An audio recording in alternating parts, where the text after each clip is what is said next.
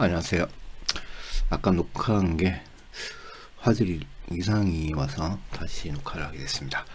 불안한 주식시장 위험관리하기 언제부터 반등할까? 주의 경고사항 투자 책임 손실은 계약의 규칙 사유가 있음을 인지하시고 참고만 하시기 바랍니다. 주식 투자 위험관리 중장기, 중단기 정식 계좌 구분 관리 다들 하고 계시죠? 제 영상을 꾸준히 보신 분들은 꾸준히 안 봤더라도 종합편을 뭐 3개 이상만 보셨더라도 이 개념은 알고 계실 거예요. 주가가 왜 이 모양일까? 주가의 하락, 폭락 이유도 알고 있어야 되겠죠. 도대체 언제까지 이런 형태가 계속 진행될까? 단기, 중단기, 중장기 투자 관점, 관리 원칙 여기까지 도대체 언제 끝날까? 끝도 없는 악재 연속입니다. 지금 불투명 관계 지금 1년 좀 넘게 올해 작년부터 시작해서 악재가 계속 진행 중이죠.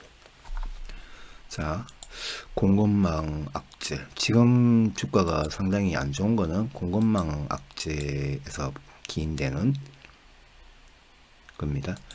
공급망이 쇼크가 코로나 때문에 공급망 쇼크가 깨졌어요.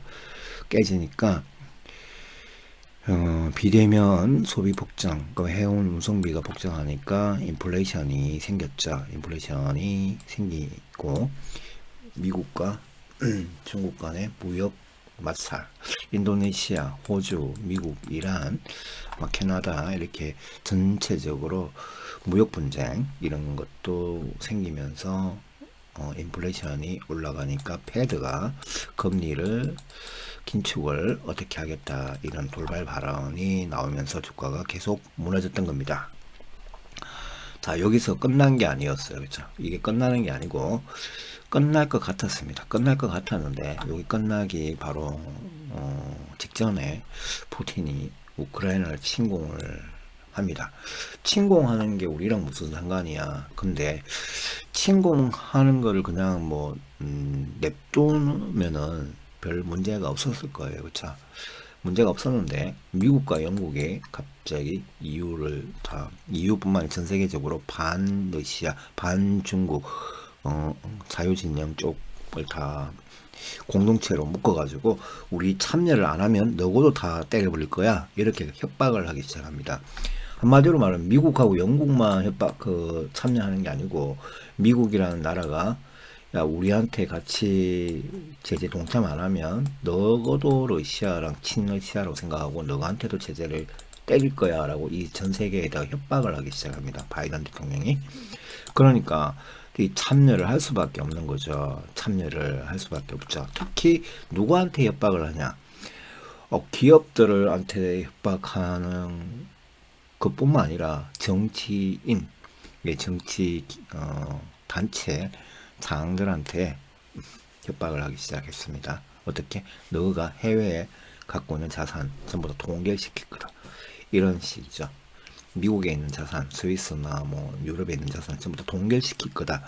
푸틴만 하는 게 아니라 우방국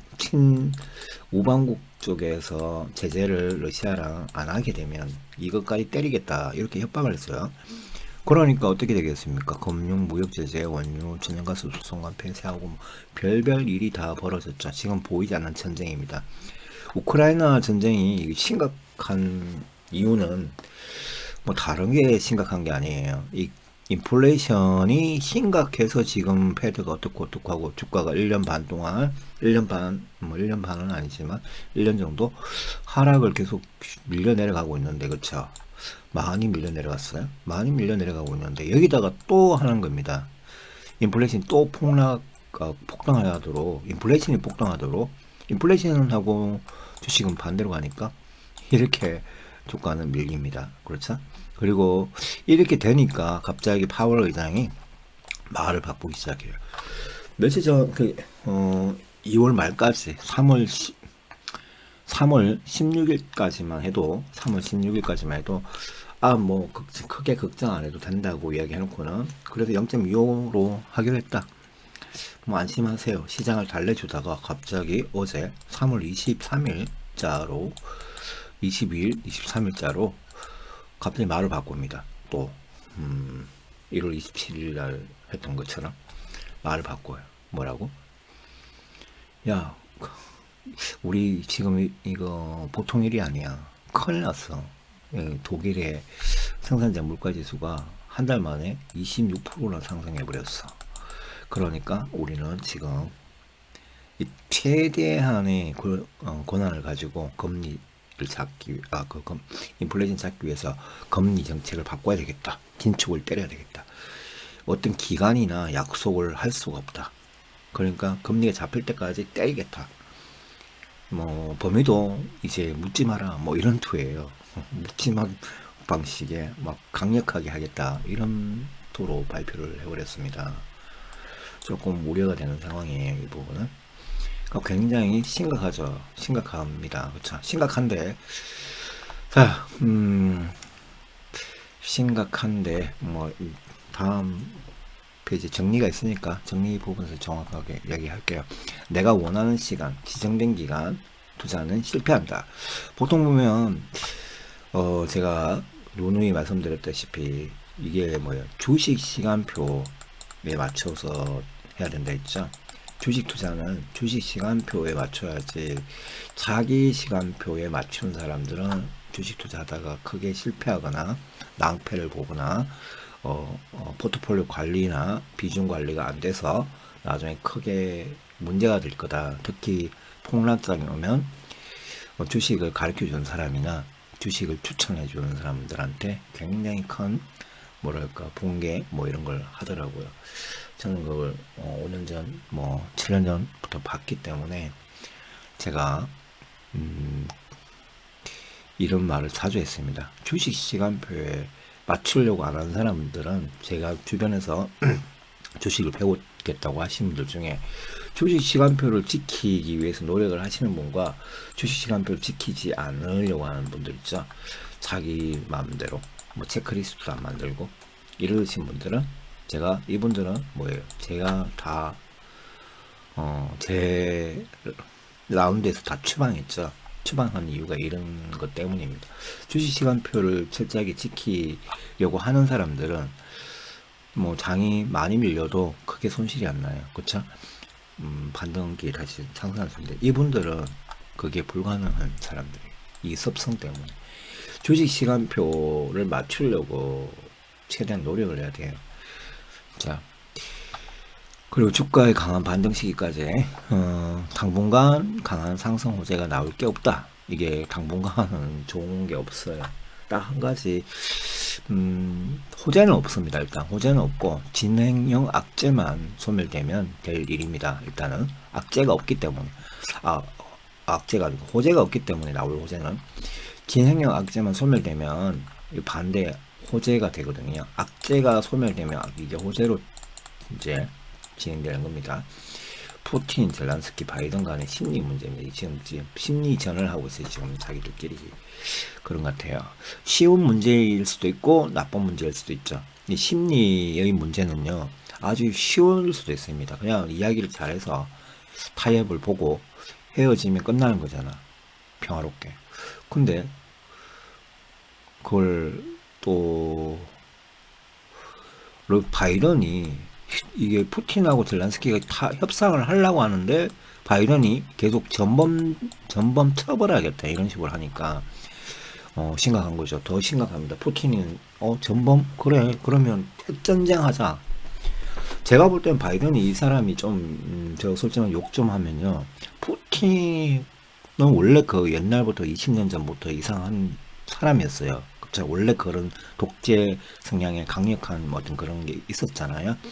근데 바이든이 지금 이렇게 하는 거는 인플레이션 때문에 전 세계가 아웅성인데 거기다가 대놓고 푸틴을 계속 3개월 전부터 계속 공격을 하고 있거든요.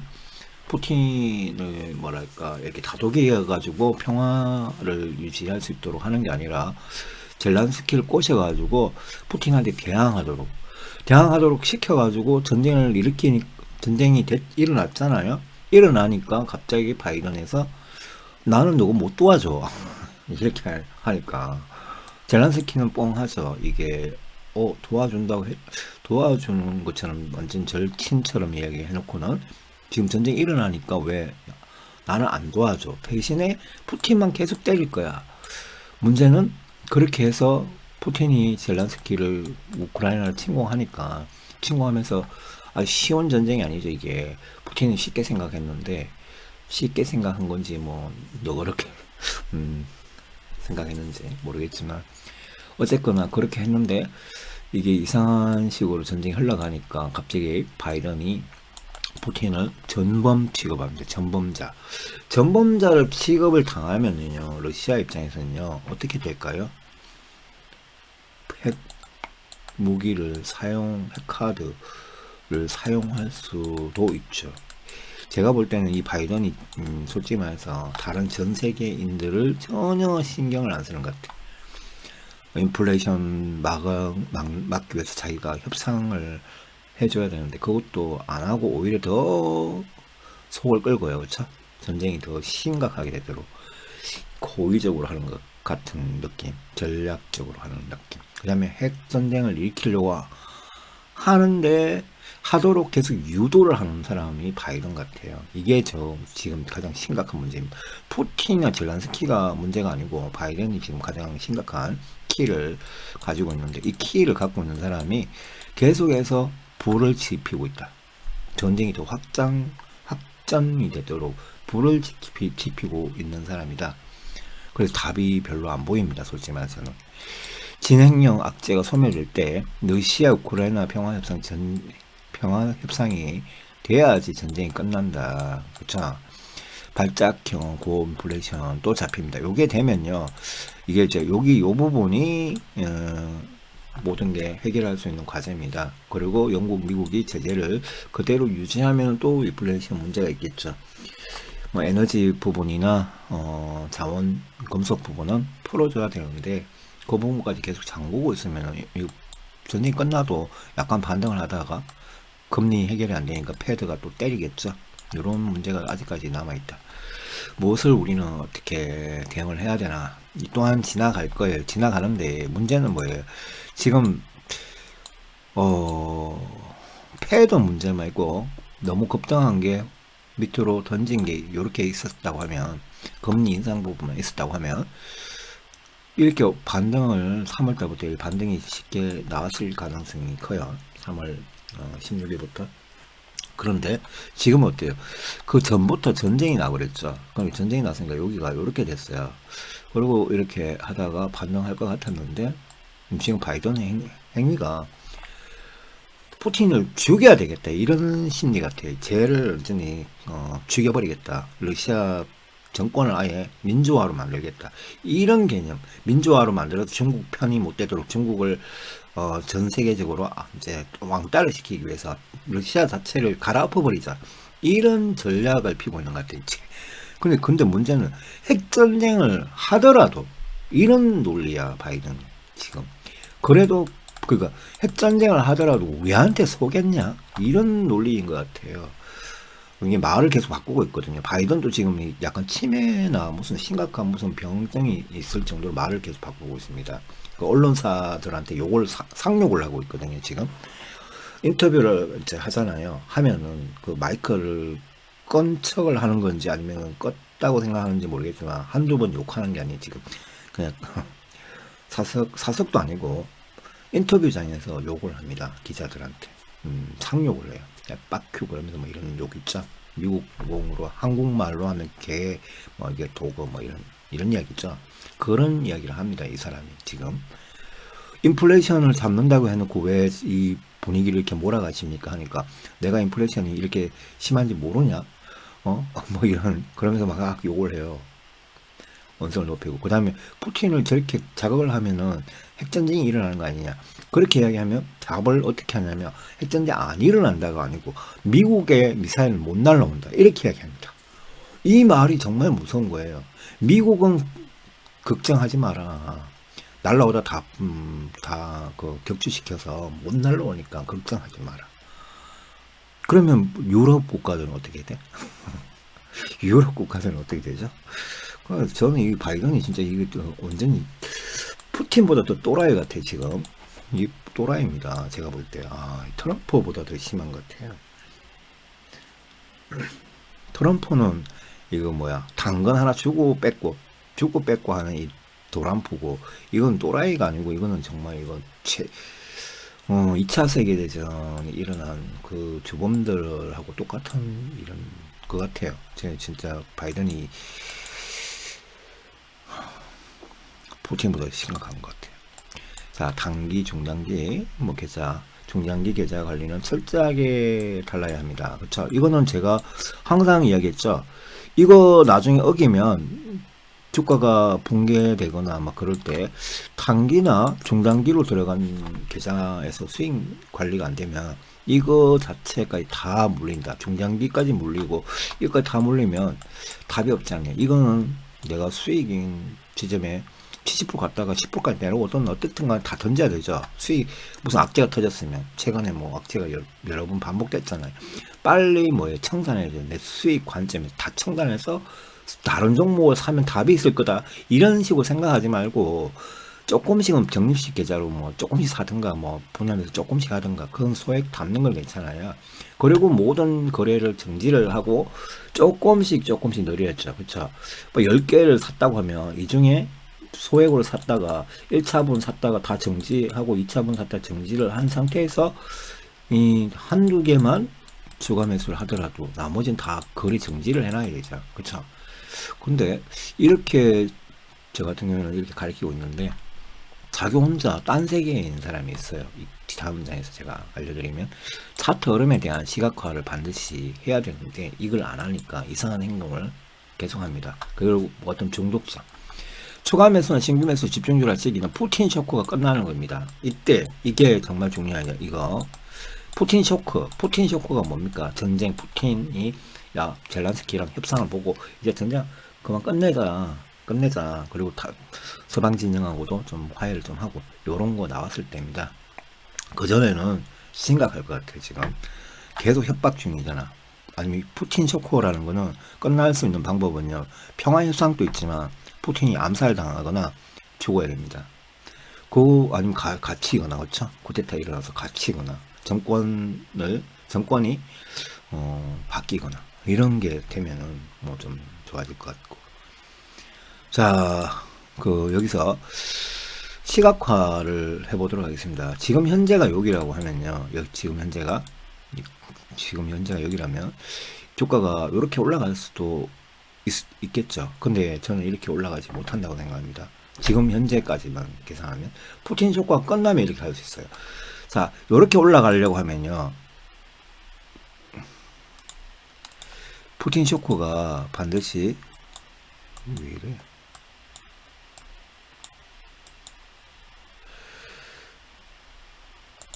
자,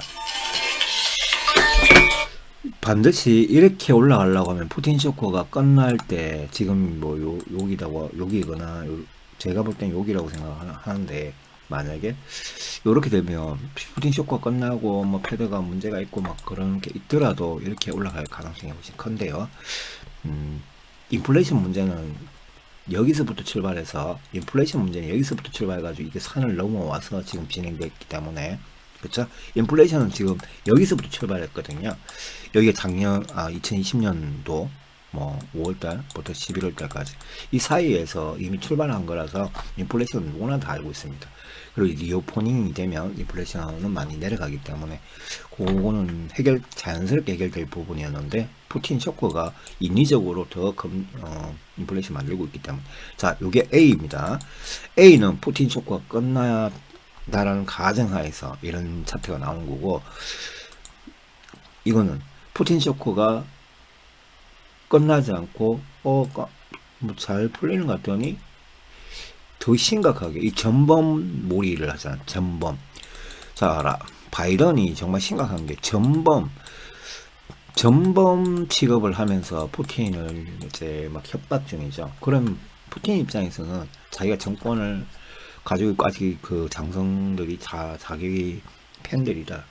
그럴 때는 충분히 핵전쟁이나 화학전이나 뭐 이렇게 확전이나 그래 놓고 우리 공격해봐. 그러면서 그 뭐 폴란드도 침공하고 뭐 옆에 에스토니아나 리투아니아나 이런 소국들 있잖아요.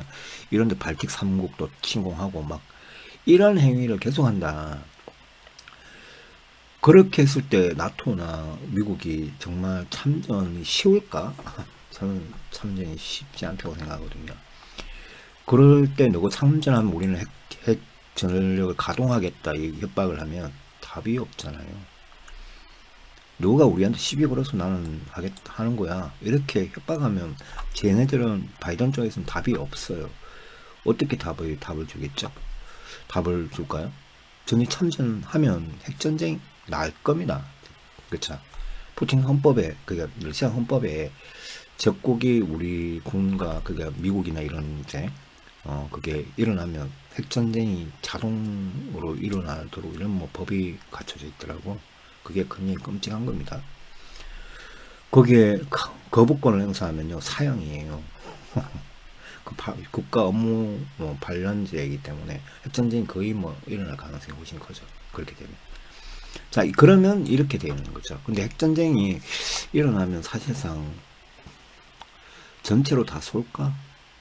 저는 전체로 다 안 쏘고 한두 개만 발사하다가 푸틴 바로 폭상하지 않을까 예상해요. 한두 개나 한 6개 정도 발사가 돼가지고 뭐 런던이나 저 LA나 샌프란시스코나 이런 데로 날아가다가 도쿄 같은 데로 서울도 날아올 수 있죠. 날아오다가 그냥 멈출 것 같아요. 그리고 그 상태에서 푸틴이 폭상할 거예요. 폭상. 그리고 러시아군이 쿠데타를 일으켜가지고 푸틴 축출할 것 같고 핵전쟁은 딱 시작하다가 바로 딱 끝날 겁니다. 만약에 한다고 하면. 그러면 주가는 이렇게 되겠죠. 여기 상태에서 이제 이 뒤에는 어떻게 될 거냐. 주가는 항상 이렇게 되더라도 여기 올라가면 또 이렇게 폭락이 나옵니다. 그러니까 매도 구간을 여러분들이 대충 이렇게 선을 한 3개 정도 꺼가지고 요런 데 때려 맞았을 때 매도한다. 이렇게 분할 매도 하시고 이렇게 더 갈 수 있으니까 분할 매도가 중요한 겁니다. 이렇게 여기까지 밀리면 다 팔고 뭐 이렇게. 그 다음에 이 뒤에 있죠. 이 기간은 알 수가 없어요. 그렇죠? 이 다음 악재들이 어떤 게 계속 발생할지는 모르기 때문에 이만큼 폭락 더 할지 더 깊게 폭락할지 얇게 폭락할지 만 10%가 될지 만 40%가 될지 몰라요. 어쨌거나 뭐 주식 시장에는 매년 적립식으로 국가 기금이나 뭐 이런 게 펀드, 보험금 이런 게 다 들어오기 때문에 주가가 무너지는 거에서 너무 스트레스 받을 필요 없이 다시 이렇게 상승합니다. 어느 시점인지는 몰라요. 그렇죠?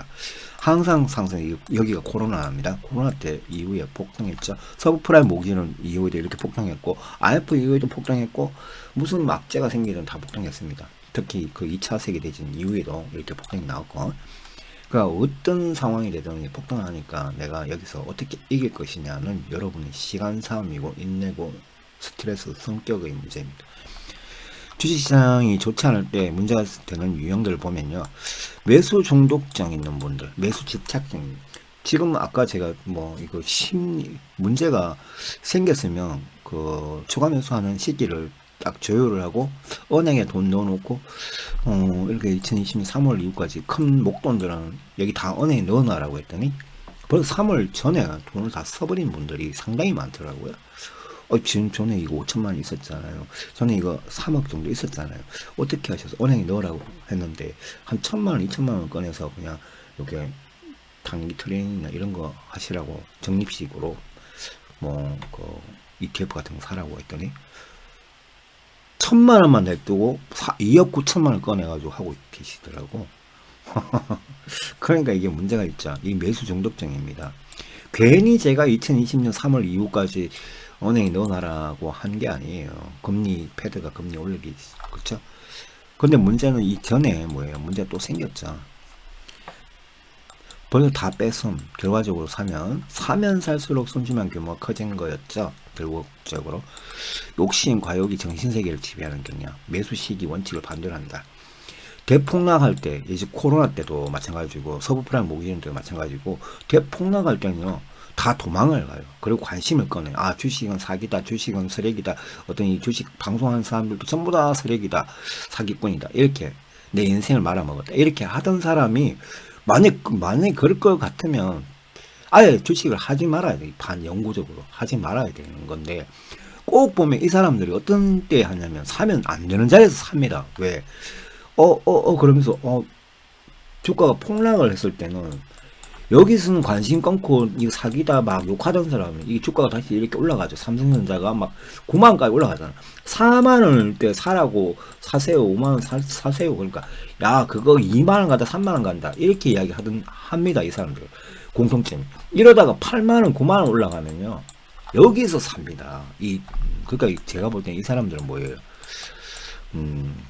정말 심리가 거꾸로 가는 거죠. 역심리도 아니고 이거는 이분들은 한 번만 그렇지 않더라고. 계속 하더라고요. 그러니까 계속 한다는 거는 그 자체를 생각을 아예 못 하는 거죠. 그리고 나는 여기서 이제 버틸 거다. 내가 이거 겪어봤잖아. 겪어봤으면 여기서 계속 사야지. 이제 역사적인 기회가 안 올 거다. 다음 폭락장 안 올 거다고 생각하는 거예요. 또 오는데 폭락이? 뭐 3년 뒤에도 또 올 거예요. 2, 3년 뒤에 또 올 겁니다. 그러니까 폭락했을 때 사야지 또 폭등하고 사면은 문제가 되죠. 이 행위를 계속 반복해요. 그리고 요 밑에서는 100만 원 삽니다. 제 주변에 이런 분 많아요. 100만 원, 1000만 원 사다가 이 뒤에 가서 1억씩, 5억씩 사더라고. 이러면 안 돼요. 폭락할 때는 비관, 무관심, 짜증 부립니다. 이 공통점. 이때는 뭐예요? 오히려 좋아해야지. 왜? 폭락했으니까. 폭락하면 많이 사야 되잖아요. 부자들은 많이 살려고, 폭락했으니까 이제 폭등할 때가 됐네. 이거잖아. 폭등하면요. 저는 아주 기분이 안 좋다 했죠. 옛날부터. 제가 1월달, 2021년 1월달에 제가 정확하게 이야기했습니다. 삼성전자 확 올라갔나. 그게 마지막이었죠. 이거 폭락할 것 같다.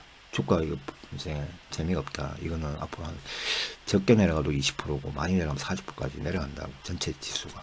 그러니까 여러분들 수익 관리 잘 하시라고. 돈이 매년 1년 몇 개월이나 10월달 이전까지 돈 필요하시면 전부 다 이거 그냥 팔아라.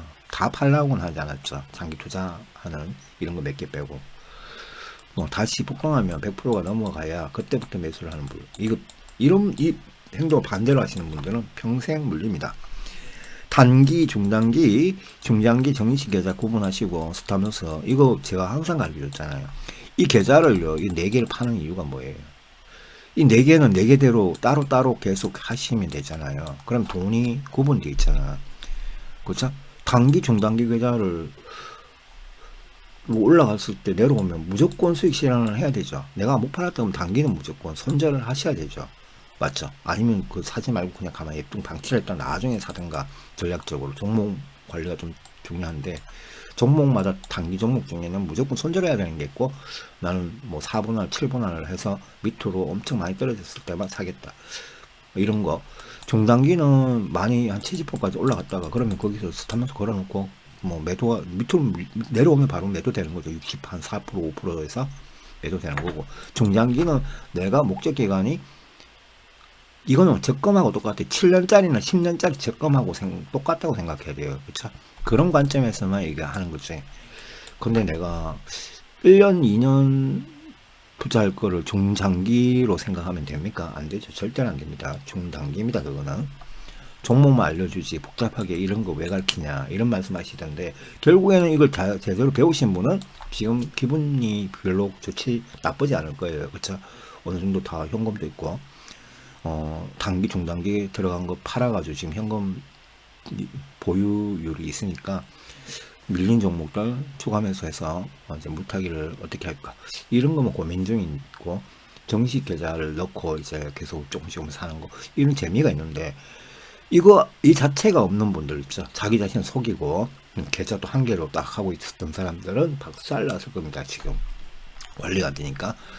자, 주가가 폭락했을 때 하지 말아야 할 행위, 추가 매수 기준. 추가 매수 기준을 보면 첫 번째 추가 매수는 가장 심각한 마이너스 종목부터 순차적으로 하는 건데, 이건 융통성이 좀 필요합니다. 잘 들으세요. 추가 매수는 가장 심각한 마이너스 종목부터 하셔야 돼요. 개별 악재 시기별로 맞춰서. 그렇죠? 자, 예를 들어서 현대모비스는 현대차그룹들 지금 추가 매수하면 안 되죠. 왜 안 될까요? 반도체 있잖아, 수급이 지금 밀렸죠. 더 밀렸습니다. 내년 3월이에요. 내년 3월이면 이거는 얘들은 차량용 반도체 들어가는 쪽은 언제 사야 됩니까? 언제 초과 매수를 해야 되고 신규 매수를 해야 될까? 올해 10월달이나 11월달 있죠. 이때부터 초과 매수 준비를 하셔야 돼요. 그렇죠? MSCI 지수가 또 8월달, 9월달 되면 10월달, 11월달까지 밀어 제끼니까 그때 하시는 게 맞죠. 그리고 이제 한번 기복이 심하게 뭐 17만 원대까지 무너진다. 현대모비스 같은 게. 그러면 그때는 한 번씩 하셔도 돼요. 가격이 생각보다 많이 밀린다.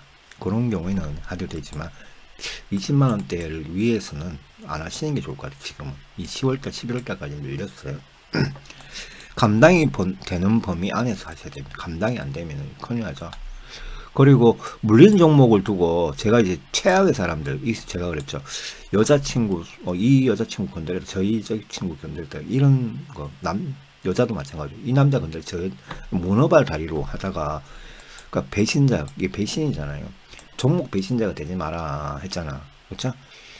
계속해서 신규 종목을 매수해버리니까 평당 관리할 현금 예비가 없는 분. 뭐, 어떻게, 이분들은 무슨 연유냐면, 종목, 매수 중독증이에요. 그냥 매수 중독증. 매수 중독증이 초보분들이나 여성분들 중에 상당히 심한 분들이 있습니다. 계좌에다가 갖고 있으면 자꾸 뭔가를 사면 될 것 같은 느낌. 이런 자기 무슨 이상 마법 같은 게 빠져가지고 계속 뭔가를 살라고 해요. 그러니까 제가 은행에 넣어놔라고 하죠. 은행에 넣어놓아야 됩니다. 자기가 이 컨트롤이 안 돼요. 컨트롤이 안 돼서. 그리고 또 중요한 거는 뭡니까? 이게 지금 큰 악재가 소멸이 됐을 때만 넣는다. 이런 게 딱 기간이 딱 정해져 있어야 되잖아요. 제가 3월달 이후에 패드가 그거 할 때부터가 집중 매수를 선택할 수 있는데 거기 다른 악재가 생기면 그때도 안 한다 했잖아요. 그쵸? 그때 한 개 정도, 한 개나 두 개만 하고 나머지는 또 뒤로 또 미룬다 했잖아. 지금 미루고 있잖아요. 한두 개만 하고 10개 중에 뭐 그러니까 이런 식으로 생각을 해야 되는데 아예 이 개념이 없어요. 그냥 막 삽니다. 이거 정말 심각한 거예요. 자, 결론을 정리하면 이분이 펠리체 회장님이죠. 매출이 아니고 자산 규모 6천억대나 영국 부자신데 한국분. 이분이 이 영상을 보시면 유튜브에서 그런 게 있죠.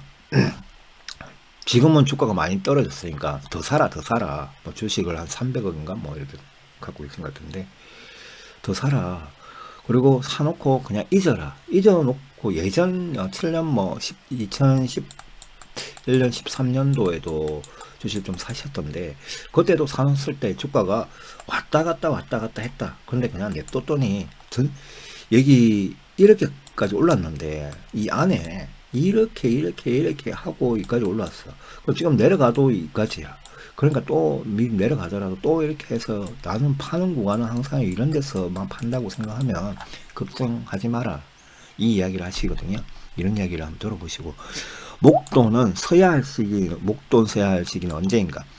목돈이 빨리 필요한 건 단기적인 투자를 하셔야 되고 목돈이 나는 필요 없다. 그럼 장기적인 투자를 하셔야 되겠죠. 중장기 투자는 반드시 수익 돌파 구간을 팔기. 수익 돌파 구간 이런 곳입니다. 밑에 하락했을 때 파는 게 아니에요. 수익 다 까먹고 팔겠다면 중장기 투자가 아니고 그건 단기나 중단기 투자입니다. 요거 구분을 명확하게 하셔야 돼요. 추가 매수, 신규 매수는 확실한 악재 소멸 확인 후에라 집중 매수한다. 조금 사는 건 상관없지만 규모적인 투자 배팅할 때는 푸틴 문제나 인플레이션 문제 해결되는 어떤 선택이 딱 나던 날 사야 됩니다. 지금은 소액으로 분할 매수만 하시고 좋은 정리식 투자가 가장 좋으시. 지금은 정말 좋은 시기가 정리식 투자하시는 게 제일 좋아요. 이게 언제 악재가 끝날지 모르잖아. 이게 뭐 지금 지수가 2600, 2700을 왔다 갔다 하죠. 악재가 심각한 악재가 터지면 제가 볼 때는 2100까지 떨어질 겁니다. 심각한 악재. 그냥 작은 악재면 2400, 2500 왔다 갔다 할 수 있고요. 지금 상태 현상 유지면 2600, 2700을 그래서 왔다 갔다 할 거고 심각한 악재가 터지면 2100까지 몰아질 겁니다. 뭐 가장 더 심한 1800에서 2100까지 있죠. 그러면 이 주가가 아마 고점 대비해 가지고 우리나라는 75%, 80% 정도 내려가는 거예요. 고점 1월달에 비해서 작년 1월달에 비해서 정말 심하게 무너지는 거죠.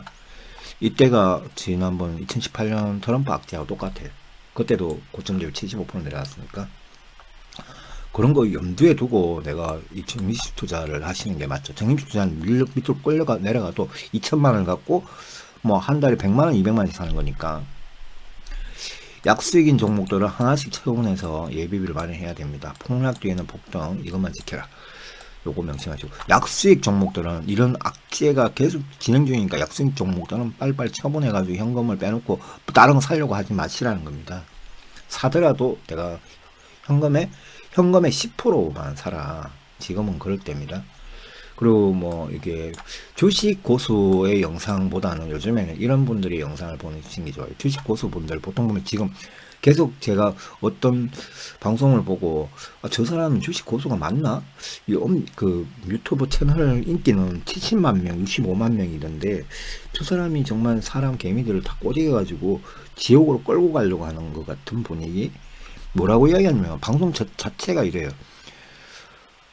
저도 가끔씩 이 또한 지나가리 이런 말은 종종 하는데 이 사람들은 문제가 뭐냐면 이 또한 지나가리에 플러스 여기가 바닥이다, 찐바닥이다. 이 찐바닥이라는 단어를 3100부터 시작해서 계속 사용하고 있거든요. 3100이 돼도 찐바닥이고 3000이 돼도 2900일 때 완전 찐찐찐찐 바닥이다 이런 방송을 하더니 지금 2600, 700이니까 또 찐바닥이 이래. 그럼 이런 방송을 그 유튜브 채널을 뭐 70만, 80만 그 좋은 소리만 했으니까 그만큼 갔을 거예요. 근데 피해자가 엄청나게 많을 것 같아요. 그렇죠? 피해자가. 저는 주가의 악재 패턴에 따라서 이렇게 해야 된다고 하는 유형이잖아요. 그렇죠? 저는 어떤 이게 역사가 만드는 과정에서 주가가 움직이는 거지.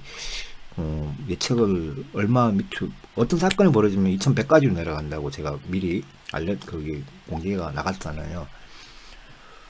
근데 그분들은 마치 2700이나 2900이 마지막 구간이다. 항상 그렇게 극단적인 어떤 긍정심 이런 것 때문에 거기서 올인하신 분들은 어떻게 됐을까?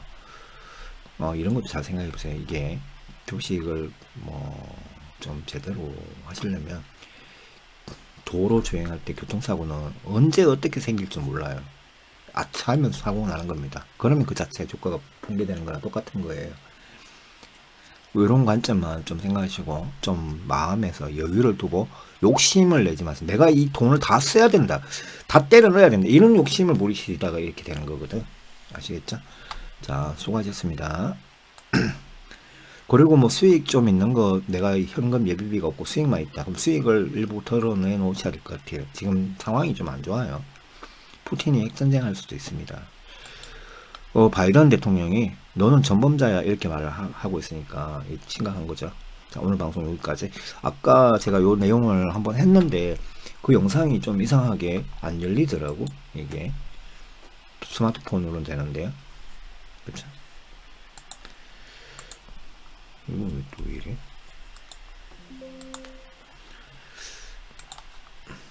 자, 수고하셨습니다.